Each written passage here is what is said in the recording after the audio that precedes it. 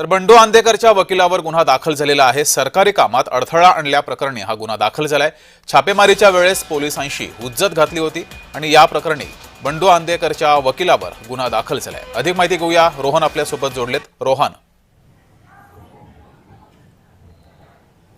जगदीश, परवा दिवशी आपण सगळ्यात पहिल्यांदा जय महाराष्ट्रावरती बातमी दाखवली होती की बंडू आंदेकरांच्या घरावरती छापेमारी जी आहे ती केलेली होती आणि त्या छापेमारीच्या वेळेस त्या ठिकाणी ते वकील जे आहेत ते पोहोचलेले होते आणि वकिलांचं म्हणणं होतं की अशा पद्धतीने हाऊस सर्चचं वॉरंट नसताना तुम्ही घरामध्ये धाड कशा पद्धतीने टाकली, कारण का त्यांनी सांगितलं की बंडू आंदेकरांचे आम्ही वकील आहोत आणि आम्हाला या ठिकाणी येण्याची परवानगी आहे, आम्ही येऊन तुम्हाला विचारणा करू शकतो। त्यावेळेस तिथे पोलिसांसोबत हुज्जत झाली। प्रशांत पवार आणि मिथुन चव्हाण असे ह्या दोन्ही वकिलांचे नावे आहेत आणि त्यांच्या नावावरती वकीलपत्र देखील बंडू आंदेकरांनी दिलेलं आहे। त्यामुळे त्यांनी जाऊन जाब विचारण्याचा प्रयत्न केला पुणे पोलिसांना की तुम्ही अशा पद्धतीने घरामध्ये का आलेला आहात छापे टाकायला, आणि तिथे मोठी रोकड देखील पुणे पोलिसांना सापडलेली होती, 3 पिस्तूल देखील सापडलेले होते, आपण ती बातमी दाखवलेली होती। आणि या सगळ्या दरम्यान पोलिसांशी हुज्जत घालणे, सरकारी कामामध्ये अडथळा निर्माण करणे आणि पोलिसांना जाब विचारणे अशा सगळ्या गुन्ह्यांतर्गत कलमांतर्गत जे आहे ते या दोघांवरती कारवाई केलेली आहे। या दोघांना देखील पुणे पोलीस आता नेमकं काय कारवाई करणार आहेत, कारण का त्यांनी